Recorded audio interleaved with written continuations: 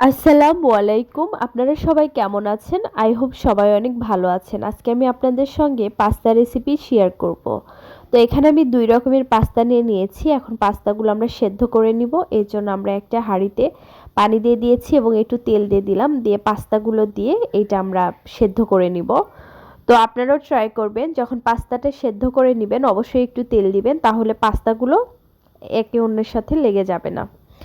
তো এক সাইডে আমার পাস্তাগুলো সেদ্ধ দিয়ে দিলাম, অন্য সাইডে এখন আমি আবার একটা ফ্রাই প্যান উঠিয়ে দিব এবং ফ্রাই প্যানের মধ্যে আমরা 4টা পরিমাণ ডিম দিয়ে দিব। দিয়ে এই ডিমটা আমরা ভালোভাবে ফ্রাই করে নিব।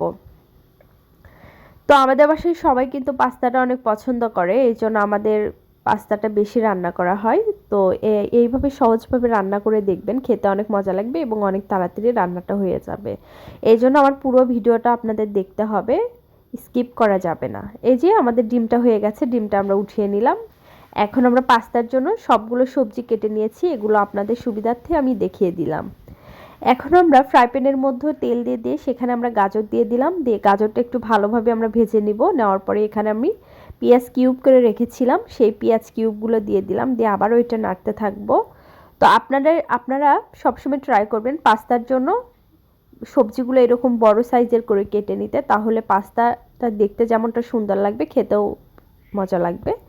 তো এই যে আমাদের পেঁয়াজটাও কিন্তু হালকা হয়ে গেছে। এখন এই জন্য আমি এর মধ্যে কিছুটা রসুন কুচি দিয়ে দিলাম। দিয়ে এটা আবারও আমরা নাড়তে থাকবো। এখন আমরা এর মধ্যে কাঁচামরিচ দিয়ে দিব। কাঁচামরিচ দিয়ে এটা আবারও ভালোভাবে নেড়ে নিতে হবে। সবজিগুলো কিন্তু এইরকম কালারফুল থাকলেই দেখতে সুন্দর লাগে, তাই না? এই জন্য বেশি কিন্তু ভাজা যাবে না। তো আমি এখানে টমেটো দিয়ে দিলাম, দিয়ে আবারও এটা ভেজে নিচ্ছি। আপনারা ট্রাই করবেন পাস্তার মধ্যে বেশি পরিমাণ টমেটো দিতে, তাহলে কিন্তু খেতে মজা লাগবে। আর এই যে দেখুন আমাদের পাস্তাটা কিন্তু সেদ্ধ হয়ে গেছে। আমরা এটা ঠান্ডা পানি দিয়ে ধুয়ে নিয়ে এটা পানি ঝরিয়ে রেখে দিব। তো এই যে আমাদের দেখুন টমেটোটা কত সুন্দর সসের মতো হয়েছে। এখন আমরা এর মধ্যে ভেজিটেবলসগুলো দিয়ে দিলাম, দিয়ে এটা নাড়তে থাকবো এবং এখানে আমরা টমেটো সস ব্যবহার করব। তো পাস্তার মধ্যে কিন্তু সস একটু বেশি লাগে। তো এই যে এখানে আমরা একটু সয়া সস দিয়ে দিলাম। দিয়ে আমরা এখন সবগুলো সঙ্গে মিক্স করব ভালোভাবে।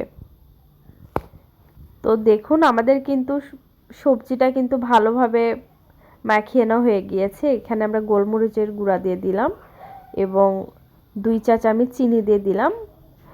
আমার যেহেতু পাস্তাটা একটু মিষ্টি টাইপের খেতে ভালো লাগে, এই জন্য আমি সসটাও বেশি দিই এবং চিনিটাও বেশি দিই। আমার মিষ্টি মিষ্টি খেতেই ভালো লাগে। এটা আপনাদের প্রয়োজন মতো দিয়ে দিবেন। এখন আমি ওই যে ভেজে রাখা ডিমগুলো এখানে দিয়ে দিলাম। দিয়ে এইটা সবজির সাথে ডিমটা ভালোভাবে আমরা মিক্স করে নিব।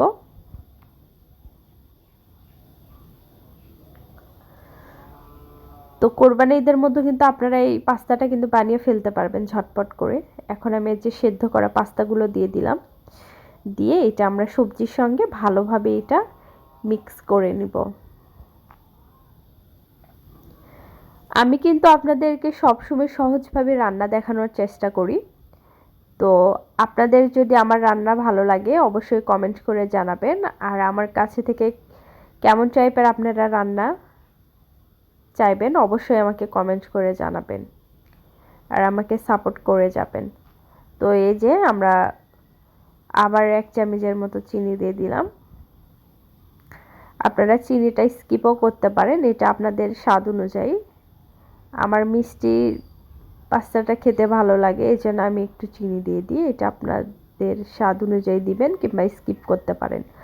তো এই যে আমাদের পাস্তাটা হয়ে গেছে, দেখছেন কতটা সুন্দর লাগছে। এই পাস্তাটা খেতে যে এত মজা, একদম রেস্টুরেন্টের মতো লাগে খেতে। তো আপনারাও বাসায় ট্রাই করে দেখবেন। আমি একদম সহজ উপায়ে আপনাদের রান্নাটা দেখিয়ে দিলাম, আপনারাও বাসায় ট্রাই করে দেখবেন। তো সবাই ভালো থাকবেন, নিজেদের খেয়াল রাখবেন, আমার জন্য দোয়া করবেন। আল্লাহ হাফেজ। আবার দেখা হবে নেক্সট কোনো ভিডিওতে এবং করবি সিকো চ্যানেলের পাশে থাকবেন। আল্লাহ হাফেজ।